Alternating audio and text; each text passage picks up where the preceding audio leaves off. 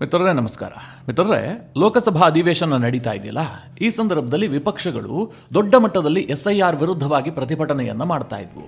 ಪ್ರತಿದಿನವೂ ಕೂಡ ಲೋಕಸಭೆ ಆರಂಭವಾಗೋದಕ್ಕೆ ಮುಂಚೆ SIRನ ಒಂದಷ್ಟು ಬ್ಯಾನರ್ ಬಂಟಿಂಗ್ ಅನ್ನು ಹಿಡ್ಕೊಂಡು ಸಂಸತ್ ಭವನದ ಎದುರು ಒಂದಷ್ಟು ಪ್ರತಿಭಟನೆಯನ್ನ ಮಾಡ್ತಾ ಇದ್ರು. ಆದರೆ ಇದ್ದಕ್ಕಿದ್ದಂತೆ ನಿನ್ನೆ SIRನ ಬಂಟಿಂಗ್ಸ್ ಮತ್ತು ಬ್ಯಾನರ್ ಬದಲಾಗಿ ಗಾಂಧಿ ಫೋಟೋ ಬಂದುಬಿಟ್ಟಿತ್ತು. ಹೋರಾಟದ ನೇತೃತ್ವವೂ ಕೂಡ ಬದಲಾಗಿತ್ತು.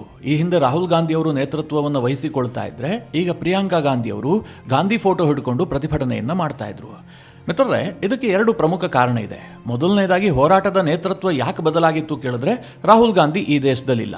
ರಾಹುಲ್ ಗಾಂಧಿ ಅವರು ಮತ್ತೆ ಫಾರಿನ್ ಟೂರ್ ಅನ್ನು ಕೈಗೊಂಡಿದ್ದಾರೆ. ಅವರು ಜರ್ಮನಿಗೆ ಹೋಗ್ಬಿಟ್ಟಿದ್ದಾರೆ. ಹೀಗಾಗಿ ಪ್ರಿಯಾಂಕಾ ಗಾಂಧಿ ಆ ಹೋರಾಟದ ನೇತೃತ್ವವನ್ನು ವಹಿಸಿಕೊಂಡಿದ್ರು. ಗಾಂಧಿ ಫೋಟೋ ಯಾಕೆ ಬಂತು, SIR ಅನ್ನುವಂತಹ ಬಂಟಿಂಗ್ಸ್ ಬ್ಯಾನರ್ ಯಾಕೆ ಇರಲಿಲ್ಲ ಕೇಳಿದ್ರೆ, ಇದು ಮಿತ್ರರೇ, ಕೇಂದ್ರ ಸರ್ಕಾರ ಒಂದೇ ಕಲ್ಲಿನಲ್ಲಿ ಎರಡು ಹಕ್ಕಿಯನ್ನು ಹೊಡೆಯುವಂತಹ ಒಂದು ಪ್ರಯತ್ನಕ್ಕೆ ಕೈ ಹಾಕಿದೆ. ಕಾಂಗ್ರೆಸ್ ಸರ್ಕಾರದ ಮಹಾತ್ಮ ಗಾಂಧಿ ಹೆಸರಿನ ಯೋಜನೆಗೆ ಕೋಕ್ ಕೊಟ್ಟು ರಾಮ್ ಹೆಸರಿನ ಹೊಸ ಯೋಜನೆಯನ್ನು ತಂದಿದೆ.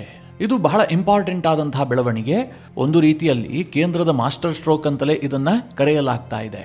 ಈ ಸುದ್ದಿಯನ್ನ ಕೇಳೋದಕ್ಕೆ ಅಷ್ಟು ಕಲರ್ಫುಲ್ ಆಗಿ ಇಲ್ಲದೆ ಇರಬಹುದು, ಆದರೆ ಇದರ ಹಿಂದಿನ ತಂತ್ರಗಾರಿಕೆ ಇದೆಯಲ್ಲ, ಬಹಳ ರೋಚಕವಾಗಿದೆ.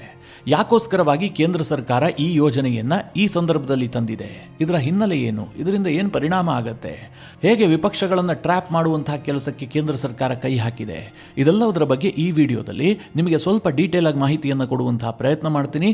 ನೀವು ಈ ವಿಡಿಯೋನ ಕೊನೆವರೆಗೂ ಮಿಸ್ ಮಾಡದೆ ನೋಡಿ. ಮನ್ರೇಗಾ ಈ ಹೆಸರನ್ನ ನೀವು ಅನೇಕ ಬಾರಿ ಕೇಳಿರ್ತೀರ. ಇದು 2009ರಲ್ಲಿ ಅಂದಿನ UPA ಸರ್ಕಾರ ಕೇಂದ್ರದಲ್ಲಿ ಜಾರಿಗೆ ತಂದಂತಹ ಒಂದು ಯೋಜನೆ. ದೇಶದ ಬಡಜನರಿಗೆ ಉದ್ಯೋಗವನ್ನು ಕಲ್ಪಿಸುವಂತಹ ಒಂದು ಉದ್ಯೋಗ ಖಾತ್ರಿ ಯೋಜನೆ. ಅನೇಕ ಬಡಜನರಿಗೆ ಇದರ ಅನುಕೂಲವೂ ಕೂಡ ಆಗಿದೆ. ಈಗ ಈ ಯೋಜನೆಗೆ ಕೇಂದ್ರದ ನರೇಂದ್ರ ಮೋದಿ ಅವರ ಸರ್ಕಾರ ಒಂದು ಮೇಜರ್ ಸರ್ಜರಿಯನ್ನ ಮಾಡಿದೆ. ಮೊದಲಿಗೆ ಅದರ ಹೆಸರನ್ನೇ ಬದಲಾಯಿಸಿಬಿಟ್ಟಿದೆ. ಈ ಹಿಂದೆ MGNREGA ಅಂತ ಹೆಸರಿತ್ತು, ಅದನ್ನ ಮನ್ರೇಗಾ ಅಂತ ಕರೆಯಲಾಗ್ತಾ ಇತ್ತು. ಅದರ ಅರ್ಥ ಏನು ಕೇಳಿದ್ರೆ, ಮಹಾತ್ಮ ಗಾಂಧಿ ರಾಷ್ಟ್ರೀಯ ಗ್ರಾಮೀಣ ರೋಜ್ಗಾರ್ ಗ್ಯಾರಂಟಿ ಯೋಜನಾ ಅಂತ. ಈಗ ಈ ಹೆಸರನ್ನ ಬದಲಾವಣೆ ಮಾಡಿ VBGRAMG ಅಂತ ಕೇಂದ್ರ ಸರ್ಕಾರ ಬದಲಾಯಿಸಿದೆ. ಇದನ್ನ ಶಾರ್ಟ್ ಫಾರ್ಮ್ನಲ್ಲಿ ರಾಮ್ಜಿ ಅಂತ ಕೇಂದ್ರ ಸರ್ಕಾರ ಕರೆದಿದೆ. ಅಂದ್ರೆ ರಾಮ್ ಅನ್ನುವಂಥ ಹೆಸರನ್ನ ಒತ್ತಿ ಒತ್ತಿ ಹೇಳ್ತಾ ಇದೆ. ಇದರ ಅರ್ಥ ಏನು ಕೇಳಿದ್ರೆ, Viksit Bharat guarantee for Rozgar and Ajeevika mission, ಹೀಗಂತ ಮನ್ರೇಗಾ ಯೋಜನೆಯ ಹೆಸರನ್ನ ಬದಲಾಯಿಸಲಾಗಿದೆ. ಈಗ ವಿಪಕ್ಷಗಳಿಗುಂಟಾಗಿರುವಂತಹ ತೊಂದರೆ ಏನು ಕೇಳಿದ್ರೆ, ನೀವು ಗಾಂಧಿಯ ಹೆಸರನ್ನ ತೆಗೆದು ರಾಮನ ಹೆಸರನ್ನ ತಂದಿದ್ದೀರಿ. ರಾಮ್ಜಿ ಅಂತಂದ್ರೆ ಗೂಡ್ಸೆ ರಾಮ್ಜಿ. ಗೂಡ್ಸೆಯ ಮನಸ್ಥಿತಿಯ ಬಿಜೆಪಿಯವರು ಈ ರೀತಿಯಾಗಿ ಗಾಂಧಿಯ ಹೆಸರನ್ನ ತೆಗೆದುಹಾಕುವಂತಹ ಕೆಲಸವನ್ನ ಮಾಡಿದ್ದಾರೆ. ಬಡಜನರ ಕಲ್ಯಾಣಕ್ಕಾಗಿ ಇದ್ದಂತಹ ಕಾರ್ಯಕ್ರಮವನ್ನ ಕೇಂದ್ರ ಸರ್ಕಾರ ವೀಕ್ ಮಾಡ್ತಾ ಇದೆ. ಹೀಗಂತ ವಿಪಕ್ಷಗಳು ದೊಡ್ಡ ಹಂಗಾಮವನ್ನೇ ಸೃಷ್ಟಿ ಮಾಡಿದವೆ. ಮಹಾತ್ಮ ಗಾಂಧಿಯವರ ಫೋಟೋವನ್ನ ಹಿಡಿದು ಸಂಸತ್ನ ಮುಂದೆ, ಒಳಗೆ, ಹೊರಗೆ ಎಲ್ಲ ಕಡೆಯಲ್ಲೂ ಕೂಡ ಪ್ರತಿಭಟನೆಯನ್ನ ಮಾಡಿದ್ದಾರೆ. ಪ್ರಿಯಾಂಕಾ ಗಾಂಧಿಯಿಂದ ಹಿಡಿದು INDIA ಕೂಟದ ಬಹುತೇಕ ನಾಯಕರು ಕೇಂದ್ರ ಸರ್ಕಾರದ ವಿರುದ್ಧ ಹರಿಹಾಯ್ದಿದ್ದಾರೆ. ಆದರೆ ಲೋಕಸಭೆಯಲ್ಲಿ ರಾಮ್ಜಿ ಆಕ್ಟ್ ಅನ್ನು ಮಂಡಿಸಿದಂತಹ ಕೇಂದ್ರದ ಕೃಷಿ ಮತ್ತು ಗ್ರಾಮೀಣಾಭಿವೃದ್ಧಿ ಸಚಿವರಾಗಿರುವಂತಹ ಶಿವರಾಜ್ ಸಿಂಗ್ ಚೌಹಾಣ್ ಅವರು, ಮಹಾತ್ಮ ಗಾಂಧೀಜಿಯೂ ಕೂಡ ರಾಮನ ಭಕ್ತರೇ, ಮನ್ರೇಗಾಗಿಂತಲೂ ಕೂಡ ರಾಮ್ಜಿ ಯೋಜನೆಯಲ್ಲಿ ಬಡಜನರಿಗೆ ಹೆಚ್ಚಿನ ಅನುಕೂಲ ಆಗತ್ತೆ ಅಂತ ಹೇಳಿ ಶಿವರಾಜ್ ಸಿಂಗ್ ಚೌಹಾಣ್ ಅದಕ್ಕೆ ಸ್ಪಷ್ಟನೆಯನ್ನ ಕೊಟ್ಟಿದ್ದಾರೆ. ಇನ್ನೊಂದು ಕಡೆ ಬಿಜೆಪಿಯವರು ಹೇಳ್ತಾ ಇದ್ದಾರೆ, ಕಾಂಗ್ರೆಸ್ನವರು ಮತ್ತು INDIA ಕೂಟದವರಿಗೆ ಮೊದಲಿಂದಲೂ ಕೂಡ ರಾಮನ ಹೆಸರನ್ನ ಕೇಳಿದ್ರೆ ಆಗೋದಿಲ್ಲ, ಹೀಗಾಗಿ ಅವರು ವಿರೋಧ ಮಾಡ್ತಾ ಇದ್ದಾರೆ. ಅವರು ಪ್ರಭು ಶ್ರೀರಾಮಚಂದ್ರನ ವಿರೋಧಿಗಳು ಅಂತ ಬಿಜೆಪಿಯವರು ಕಾಂಗ್ರೆಸ್ ಮತ್ತು INDIA ಕೂಟದ ಮೇಲೆ ಆರೋಪ ಮಾಡ್ತಾ ಇದ್ದಾರೆ. ಇನ್ನೊಂದು ಕಡೆಯಲ್ಲಿ ರಾಹುಲ್ ಗಾಂಧಿ ವಿದೇಶದಲ್ಲಿದ್ದಾರಲ್ಲ, ಜರ್ಮನಿ ಪ್ರವಾಸದಲ್ಲಿ, ಆ ಸಂದರ್ಭದಲ್ಲಿ ಅವರು ಟ್ವೀಟ್ ಮಾಡಿ ಕೇಂದ್ರ ಸರ್ಕಾರದ ಈ ಯೋಜನೆಯನ್ನು ಖಂಡಿಸಿದ್ದಾರೆ. ಕೇಂದ್ರ ಸರ್ಕಾರ ಬಡವರ ವಿರುದ್ಧವಾಗಿದೆ ಅಂತ ರಾಹುಲ್ ಗಾಂಧಿ ಕಿಡಿಕಾರಿದ್ದಾರೆ. ಹಾಗಾದ್ರೆ ಮಿತ್ರರೇ, ಕೇಂದ್ರ ಸರ್ಕಾರ ಕೇವಲ ಹೆಸರನ್ನ ಮಾತ್ರ ಬದಲಾಯಿಸಿದೆಯಾ ಅಥವಾ ಯೋಜನೆಯಲ್ಲೇನಾದ್ರೂ ಬದಲಾವಣೆಯನ್ನ ತಂದಿದೆಯಾ ನೋಡೋದಾದ್ರೆ, ಒಂದಷ್ಟು ಮಹತ್ವದ ಬದಲಾವಣೆಯನ್ನ ತಂದಿದೆ. ಮುಖ್ಯವಾಗಿ ಈ ಮನ್ರೇಗಾ ಅನ್ನುವಂತಹ ಗ್ರಾಮೀಣ ಭಾಗದ ಜನರಿಗೆ ಉದ್ಯೋಗ ಕೊಡುವಂತಹ ಕೇಂದ್ರದ ಯೋಜನೆ ಇತ್ತಲ್ಲ, ಈ ಹಿಂದೆ ಇದು ಕಂಪ್ಲೀಟ್ ಕೇಂದ್ರದ ಯೋಜನೆ ಆಗಿತ್ತು. ಅಂದ್ರೆ ಇದಕ್ಕೆ ಹಣವನ್ನ ಕೇಂದ್ರ ಸರ್ಕಾರವೇ ಭರಿಸ್ತಾ ಇತ್ತು. ಆದ್ರೆ ಈಗ ಕೇಂದ್ರ ಸರ್ಕಾರ ಏನ್ ಬದಲಾಯಿಸಿದೆ ಗೊತ್ತಾ, 60-40 ಅನುಪಾತದಲ್ಲಿ ರಾಜ್ಯ ಸರ್ಕಾರ ಮತ್ತು ಕೇಂದ್ರ ಸರ್ಕಾರ ಹಣವನ್ನು ಭರಿಸಬೇಕು ಅಂತ ಹೊಸ ನಿಯಮವನ್ನು ತರಲಾಗಿದೆ. 60% ಕೇಂದ್ರ ಸರ್ಕಾರ ಕೊಡುತ್ತೆ, 40% ರಾಜ್ಯ ಸರ್ಕಾರ ಕೊಡಬೇಕು ಅನ್ನುವಂಥದ್ದು ಹೊಸ ಯೋಜನೆಯಲ್ಲಿದೆ. ಅಂದ್ರೆ ₹100 ಕೆಲಸ ಆಗಿದೆ ಅಂತಂದ್ರೆ ₹60 ಕೇಂದ್ರ ಸರ್ಕಾರ ಕೊಡುತ್ತೆ, ₹40 ರಾಜ್ಯ ಸರ್ಕಾರ ಕೊಡಬೇಕು ಅಂತ. ಯಾಕೆ ಈ ರೀತಿಯ ಬದಲಾವಣೆಯನ್ನು ತರಲಾಗಿದೆ ಕೇಳಿದ್ರೆ, ಕೇಂದ್ರ ಸರ್ಕಾರದ ಯೋಜನೆಗಳಿಗೆ ರಾಜ್ಯ ಸರ್ಕಾರಗಳು ಇತ್ತೀಚಿನ ದಿನಗಳಲ್ಲಿ ಸಿಕ್ಕಾಪಟ್ಟೆ ಹಳ್ಳ ಹಿಡಿಸುವಂತಹ ಕೆಲಸವನ್ನು ಮಾಡ್ತಾ ಇದ್ದಾವೆ. ನಮ್ಮ ಒಕ್ಕೂಟ ವ್ಯವಸ್ಥೆಯಲ್ಲಿ ಕೇಂದ್ರ ಸರ್ಕಾರಕ್ಕೆ ಒಂದು ದೊಡ್ಡ ಪ್ರಾಬ್ಲಮ್ ಇದೆ. ಅದೇನು ಕೇಳಿದ್ರೆ, ಅವರು ಯಾವುದೇ ಯೋಜನೆಯನ್ನ ಜನರಿಗೆ ತಲುಪಿಸಬೇಕು ಅಂತಂದ್ರೆ ಅಲ್ಲಿ ರಾಜ್ಯ ಸರ್ಕಾರದ ಇಂಪಾರ್ಟೆಂಟ್ ಪಾತ್ರ ಇರುತ್ತೆ. ಈಗ ರಾಜ್ಯದಲ್ಲಿ ಒಂದು ಸರ್ಕಾರ ಇರುತ್ತೆ, ಕೇಂದ್ರದಲ್ಲಿ ಇನ್ನೊಂದು ಸರ್ಕಾರ ಇರುತ್ತೆ. ಅಂತಹ ಸಂದರ್ಭದಲ್ಲಿ ರಾಜ್ಯ ಸರ್ಕಾರಗಳು ಕೇಂದ್ರ ಸರ್ಕಾರದ ಜೊತೆಗೆ ಕೈ ಜೋಡಿಸೋದಿಲ್ಲ. ನೀವು ಇಂತಹ ಆರೋಪ ಮತ್ತು ಪ್ರತ್ಯಾರೋಪವನ್ನ ಅನೇಕ ಯೋಜನೆಯಲ್ಲಿ ಕೇಳಿರ್ತೀರಿ. ಉದಾಹರಣೆಗೆ ಜನೌಷಧಿ ಕೇಂದ್ರಗಳಿರಬಹುದು, ಕೇಂದ್ರ ಸರ್ಕಾರದ ಮಹತ್ವಾಕಾಂಕ್ಷಿ ಯೋಜನೆ. ಕರ್ನಾಟಕ ರಾಜ್ಯ ಸರ್ಕಾರ ಏನ್ ಮಾಡ್ತು? ಸರ್ಕಾರಿ ಆಸ್ಪತ್ರೆಗಳ ಆವರಣದಲ್ಲಿದ್ದಂತಹ ಜನೌಷಧಿ ಕೇಂದ್ರಗಳನ್ನೆಲ್ಲ ತೆಗೆದುಹಾಕಿಬಿಡ್ತು. ಅಷ್ಟೇ ಏಕೆ, ಕೇಂದ್ರ ಸರ್ಕಾರದ ಅತ್ಯಂತ ಮಹತ್ವಾಕಾಂಕ್ಷಿ ಯೋಜನೆಯಾದಂತಹ ಬೆಳೆ ವಿಮೆ ಯೋಜನೆ ಇದೆಯಲ್ಲ, ಆ ವಿಚಾರದಲ್ಲೂ ಕೂಡ ಈ ಬಾರಿ ಸಾಕಷ್ಟು ಗೋಲ್ಮಾಲ್ ಆಗಿದೆ. ಯಾಕೆ ಕೇಳಿದ್ರೆ, ಆ ಯೋಜನೆಯಿಂದಾಗಿ ಕೇಂದ್ರ ಸರ್ಕಾರಕ್ಕೆ ಬಹಳ ದೊಡ್ಡ ಹೆಸರು ಬರ್ತಾ ಇತ್ತು. ಕೆಲವರಿಗೆ ತಾವು ಬೆಳೆದಂತಹ ಬೆಳೆಗಿಂತಲೂ ಹೆಚ್ಚಿನ ಮೊತ್ತ ವಿಮೆಯಿಂದ ಬರ್ತಾ ಇತ್ತು. ಆ ಯೋಜನೆಗೂ ಕೂಡ ಈಗ ರಾಜ್ಯ ಸರ್ಕಾರದ ಕಾರಣದಿಂದ ಹಿನ್ನಡೆಯಾಗಿದೆ ಎನ್ನುವಂತಹ ಆರೋಪಗಳು ಕೇಳಿ ಬರ್ತಾ ಇದಾವೆ. ಮಿತ್ರರೇ, ಇದೇನು ಕರ್ನಾಟಕಕ್ಕೆ ಮಾತ್ರ ಸೀಮಿತ ಆಗಿಲ್ಲ. ಈ ಹಿಂದೆ ಆಯುಷ್ಮಾನ್ ವಿಚಾರದಲ್ಲಿ ದೆಹಲಿ ಸರ್ಕಾರ ಯಾವ ರೀತಿಯಾಗಿ ನಡೆದುಕೊಂಡಿತ್ತು, ಹೀಗೆ ಅನೇಕ ಉದಾಹರಣೆಗಳು ನಿಮಗೆ ಸಿಗುತ್ತವೆ. ಕೇಂದ್ರ ಸರ್ಕಾರದ ಯೋಜನೆಗಳು ಯಶಸ್ವಿಯಾಗಿ ಜನರಿಗೆ ಸಿಗದಂತೆ ನೋಡಿಕೊಳ್ಳೋದಕ್ಕೆ ಕೆಲ ರಾಜ್ಯ ಸರ್ಕಾರಗಳು ಕೂಡ ಪ್ರಯತ್ನ ಮಾಡ್ತವೆ. ಮನ್ರೇಗಾ ವಿಚಾರದಲ್ಲೂ ಕೂಡ ಇದೇ ಆರೋಪಗಳಿದ್ವು. ಕೇಂದ್ರ ಸರ್ಕಾರದ ಈ ಯೋಜನೆಗೆ ರಾಜ್ಯ ಸರ್ಕಾರಗಳು ಸೂಕ್ತ ರೀತಿಯಲ್ಲಿ ಸಾಥ್ ಕೊಡ್ತಾ ಇಲ್ಲ. ಹೀಗಾಗಿ ಕೇಂದ್ರ ಸರ್ಕಾರ ಹಣ ಕೊಡುತ್ತೆ, ಇದು ಸರಿಯಾದ ರೂಪದಲ್ಲಿ ದೇಶಕ್ಕಾಗಿ ಬಳಕೆ ಆಗ್ತಾ ಇಲ್ಲ. ಅಂದ್ರೆ ಏನ್ ಕೆಲಸಗಳನ್ನ ಮಾಡಿಸಲಾಗುತ್ತೆ ಮನ್ರೇಗಾ ಅಡಿಯಲ್ಲಿ, ಅದರಿಂದ ದೇಶಕ್ಕೇನು ಲಾಭ ಆಗ್ತಾ ಇಲ್ಲ. ಯಾಕೆ ಕೇಳಿದ್ರೆ, ರಾಜ್ಯ ಸರ್ಕಾರದ ಇನ್ವಾಲ್ವ್ಮೆಂಟ್ ಇಲ್ಲ, ರಾಜ್ಯ ಸರ್ಕಾರ ಅದಕ್ಕೆ ಆಸಕ್ತಿಯನ್ನ ತೋರಿಸ್ತಾ ಇಲ್ಲ. ಹೀಗಾಗಿ ರಾಜ್ಯ ಸರ್ಕಾರವನ್ನು ಕೂಡ ಈ ಯೋಜನೆಯ ಜೊತೆಗೆ ಸೇರಿಸಿಕೊಳ್ಬೇಕು ಅನ್ನುವಂಥದ್ದು ಕೇಂದ್ರ ಸರ್ಕಾರದ ಉದ್ದೇಶ. ಈಗ ರಾಜ್ಯ ಸರ್ಕಾರವು ಕೂಡ 40% ಶೇರ್ ಹೋಲ್ಡರ್ ಆಗಿದ್ರೆ ರಾಜ್ಯ ಸರ್ಕಾರ ಸಹಜವಾಗಿ ಅದರ ಬಗ್ಗೆ ಗಮನ ಹರಿಸುತ್ತೆ. ಯೋಜನೆಯನ್ನ ಪ್ರಾಪರ್ ಆಗಿ ಮಾನಿಟರ್ ಮಾಡುವಂತಹ ಕೆಲಸವನ್ನ ರಾಜ್ಯ ಸರ್ಕಾರ ಮಾಡುತ್ತೆ, ರಾಜ್ಯ ಸರ್ಕಾರದ ಅಧಿಕಾರಿಗಳು ಮಾಡ್ತಾರೆ. ಹೀಗಾಗಿ ರಾಜ್ಯದ ಪಾಲು ಇರಬೇಕು ಅನ್ನುವಂತಹ ಉದ್ದೇಶದಿಂದ ಈ 60-40 ನಿಯಮವನ್ನ ಹೊಸ ಯೋಜನೆಯಲ್ಲಿ ತರಲಾಗಿದೆ. ಇನ್ನು ಈ ಹಿಂದೆ 100 ದಿನ ಮಾತ್ರ ಉದ್ಯೋಗವನ್ನು ಕೊಡಲಾಗ್ತಾ ಇತ್ತು. 1 ವರ್ಷದಲ್ಲಿ 100 ದಿನಗಳ ಕಾಲ ಒಬ್ಬ ವ್ಯಕ್ತಿಗೆ ಉದ್ಯೋಗ ಕೊಡುವಂತಹ ಯೋಜನೆ ಈ ಹಿಂದಿನದ್ದಾಗಿತ್ತು. ಆದರೆ ಈಗ ಹೊಸ ಯೋಜನೆಯ ಪ್ರಕಾರ ಒಬ್ಬ ವ್ಯಕ್ತಿಗೆ 125 ದಿನ ಉದ್ಯೋಗ ಕೊಡುವ ರೀತಿಯಲ್ಲಿ ಯೋಜನೆಯನ್ನು ಮಾರ್ಪಾಡು ಮಾಡಲಾಗಿದೆ. ಇನ್ನೂ ಇಂಟ್ರೆಸ್ಟಿಂಗ್ ವಿಚಾರ ಏನು ಕೇಳಿದ್ರೆ, ಈ ಕೃಷಿ ಚಟುವಟಿಕೆಗಳು ನಡೀತವಲ್ಲ, ಅಂದರೆ ಬಿತ್ತನೆ ಕಾರ್ಯ ಇರಬಹುದು, ಕಟಾವು ಕಾರ್ಯ ಇರಬಹುದು, ಆ ಸಂದರ್ಭದಲ್ಲಿ ಈ ಯೋಜನೆಯ ಅಡಿಯಲ್ಲಿ ಯಾರಿಗೂ ಕೂಡ ಕೆಲಸವನ್ನು ಕಲ್ಪಿಸೋದಿಲ್ಲ. ಆ ರೀತಿಯಾಗಿ ನಿಯಮವನ್ನು ಬದಲಾಯಿಸಲಾಗಿದೆ. ಮನ್ರೇಗಾ ಇದ್ದಂತಹ ಸಂದರ್ಭದಲ್ಲಿ ಯಾವ ನಿಯಮ ಇತ್ತು ಕೇಳಿದ್ರೆ, ವರ್ಷದಲ್ಲಿ 100 ದಿನ, ಅದು ಯಾವಾಗ ಬೇಕಾದರೂ ಆಗಿರಬಹುದು, ಮಳೆಗಾಲದ ಸೀಸನ್ ಆಗಿರಬಹುದು, ಬೇಸಿಗೆ ಆಗಿರಬಹುದು, ಯಾವಾಗ ಬೇಕಾದರೂ 100 ದಿನ ಉದ್ಯೋಗ ಕೊಡುವಂತಹ ಯೋಜನೆ ಆಗಿತ್ತು. ಈಗ ಹಾಗಿಲ್ಲ. ಯಾಕೆಂದ್ರೆ ಕೃಷಿ ಚಟುವಟಿಕೆಗಳಿಗೆ ಕಾರ್ಮಿಕರ ಕೊರತೆ ಉಂಟಾಗಬಾರದು. ಈ ಕಾರಣದಿಂದಾಗಿ ಕೃಷಿ ಚಟುವಟಿಕೆ ಇರುವಂತಹ ಸಂದರ್ಭದಲ್ಲಿ ಬಿತ್ತನೆ ಮತ್ತು ಕಟಾವು, ಆ ಸಂದರ್ಭದಲ್ಲಿ ಕೆಲಸ ಕೊಡೋದಕ್ಕೆ ಕೇಂದ್ರ ಸರ್ಕಾರ ಹೋಗೋದಿಲ್ಲ. ಆ ರೀತಿಯಾದಂತಹ ನಿಯಮವನ್ನ ಹೊಸದಾಗಿ ತರಲಾಗಿದೆ. ಮಿತ್ರರೇ, ಇದು ಬಹಳ ಇಂಪಾರ್ಟೆಂಟ್ ಆಗಿತ್ತು. ಈ ಹಿಂದೆ ಕೇಂದ್ರದಲ್ಲಿ ಕೃಷಿ ಸಚಿವರಾಗಿದ್ದಂತಹ ಶರದ್ ಪವಾರ್ ಅವರು ಕೇಂದ್ರ ಸರ್ಕಾರಕ್ಕೆ ಪತ್ರವನ್ನು ಕೂಡ ಬರೆದಿದ್ರು. ಮನ್ರೇಗಾ ಯೋಜನೆಯ ಕಾರಣದಿಂದಾಗಿ ಕೃಷಿ ಕಾರ್ಮಿಕರ ಸಮಸ್ಯೆ ಉಂಟಾಗ್ತಾ ಇದೆ, ಕೊರತೆ ಆಗಿದೆ, ಇದನ್ನು ಸರಿಪಡಿಸುವುದಕ್ಕೆ ಕೇಂದ್ರ ನಿಯಮವನ್ನು ತರಬೇಕು ಅಂತ. ಆದರೆ ಆ ಸಂದರ್ಭದಲ್ಲಿ ಆಗಿರಲಿಲ್ಲ. ಈಗ ಹೊಸ ಯೋಜನೆಯಲ್ಲಿ ಕೇಂದ್ರ ಸರ್ಕಾರ ಇದನ್ನು ಕೂಡ ಅಡಾಪ್ಟ್ ಮಾಡಿಕೊಂಡಿದೆ. ಅಲ್ಲಿಗೆ ರಾಹುಲ್ ಗಾಂಧಿಯವರ ಆರೋಪ ಇದೆಯಲ್ಲ, ಈ ಹೊಸ ಯೋಜನೆ ಜಿ ಇದೆಯಲ್ಲ, ಇದು ಬಡವರ ವಿರೋಧಿ ಅಂತ. ಅದು ಹೇಗೆ ಬಡವರ ವಿರೋಧಿ ಆಗೋದಕ್ಕೆ ಸಾಧ್ಯ? ಸಾಕಷ್ಟು ಸುಧಾರಣೆಯನ್ನು ತರುವಂತಹ ಕೆಲಸವನ್ನು ಕೇಂದ್ರ ಸರ್ಕಾರ ಮಾಡಿಲ್ವಾ? 100 ದಿನ ಉದ್ಯೋಗ ಸಿಗ್ತಾ ಇರುವಂತಹದ್ದು ಇನ್ನು ಮುಂದೆ 125 ದಿನ ಸಿಗುತ್ತೆ. ಇನ್ನೊಂದು ಕಡೆಯಲ್ಲಿ ನಮ್ಮ ರೈತರಿಗೂ ಕೂಡ ಇದರಿಂದ ಅನುಕೂಲ ಆಗುತ್ತೆ. ರೈತರ ಕಟಾವು ಬಿತ್ತನೆ ಇರುವಂತಹ ಸಂದರ್ಭದಲ್ಲಿ ಕೃಷಿ ಕಾರ್ಮಿಕರ ಸಮಸ್ಯೆ ಆಗದಂತೆ ಕೇಂದ್ರ ಸರ್ಕಾರ ನೋಡಿಕೊಂಡಿದೆ. ಇದರಿಂದ ಮಿತ್ರರ 2 ರೀತಿಯ ಲಾಭ. ಮೊದಲನೇದೇನು ಕೇಳಿದ್ರೆ, ಕೃಷಿ ಚಟುವಟಿಕೆ ಇರುವಂತಹ ಸಂದರ್ಭದಲ್ಲಿ ಕಾರ್ಮಿಕರಿಗೆ ಉದ್ಯೋಗ ಸಿಗುತ್ತೆ. ಆಗ ನೀವೇನು ಕೇಂದ್ರ ಸರ್ಕಾರ ಉದ್ಯೋಗ ಕೊಡೋದು ಬೇಡ. 2 ಒಟ್ಟಿಗೆ ಕ್ಲಾಶ್ ಆದ್ರೆ ಕಾರ್ಮಿಕರಿಗೆ ನಷ್ಟ ಆಗುತ್ತೆ. ಕೃಷಿ ಚಟುವಟಿಕೆ ಮುಗಿದ ಬಳಿಕ ಕಾರ್ಮಿಕರಿಗೆ ಕೆಲಸ ಇರೋದಿಲ್ಲ. ಆಗ ಕೇಂದ್ರ ಸರ್ಕಾರ ಉದ್ಯೋಗ ಕೊಟ್ಟಿದ್ದೇ ಆದ್ರೆ ಬಡ ಜನರಿಗೆ ಅನುಕೂಲ ಆಗುತ್ತೆ. ಬಹಳ ಒಂದು ದೂರದೃಷ್ಟಿಯನ್ನು ಇಟ್ಟುಕೊಂಡು ಈ ಯೋಜನೆಯಲ್ಲಿ ಮಾರ್ಪಾಡನ್ನು ತರಲಾಗಿದೆ.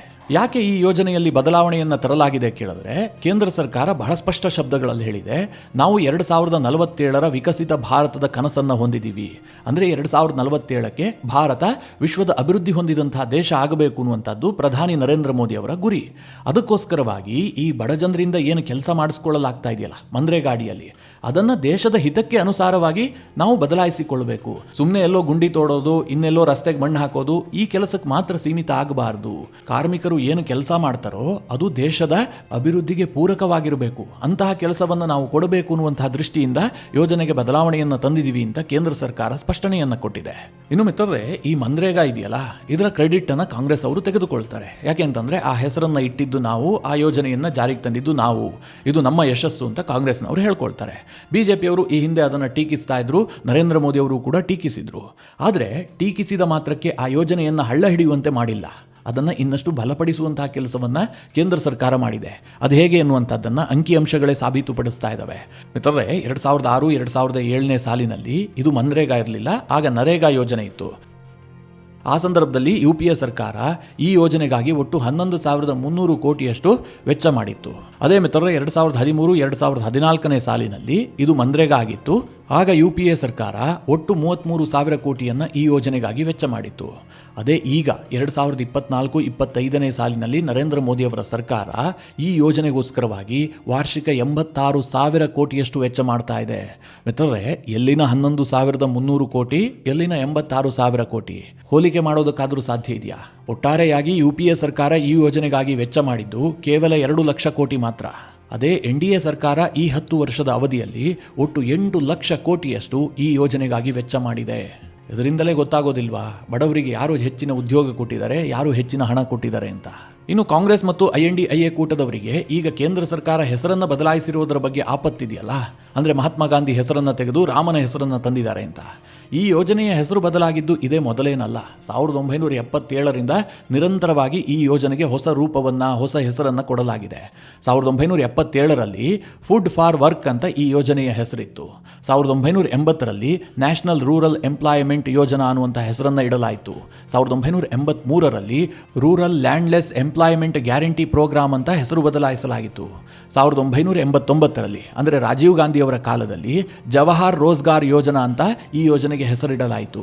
ಅನಂತರ 1999ರಲ್ಲಿ ಜವಾಹರ್ ರೋಜ್ಗಾರ್ ಗ್ರಾಮ ಸಮೃದ್ಧಿ ಯೋಜನಾ ಅಂಥೇಳಿ ವಾಜಪೇಯಿ ಅವರು ಈ ಹೆಸರನ್ನು ಬದಲಾಯಿಸಿದ್ರು. 2001ರಲ್ಲಿ ಪುನಃ ಈ ಹೆಸರನ್ನು ಬದಲಾಯಿಸಿ ಸಂಪೂರ್ಣ ಗ್ರಾಮೀಣ ರೋಜ್ಗಾರ್ ಯೋಜನಾ ಅಂತ ನಾಮಕರಣ ಮಾಡಲಾಗಿತ್ತು.